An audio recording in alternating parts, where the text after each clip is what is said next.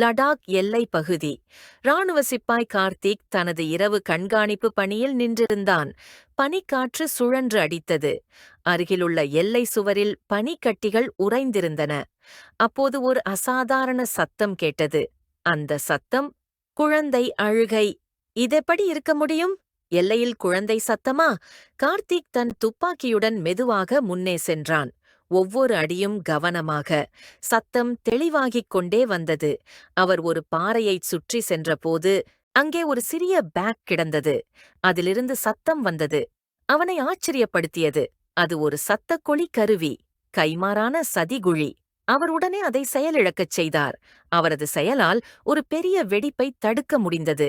மறுநாள் அவர் கடமையில் இருந்த நேரத்தில் மேலதிகாரி வந்து கூறினார், நீங்கள் நேற்றிரவு ஒரு பகுதியையே காப்பாற்றினீர்கள். ஆனால் எப்படி அந்த சத்தத்தை புரிந்தீர்கள்?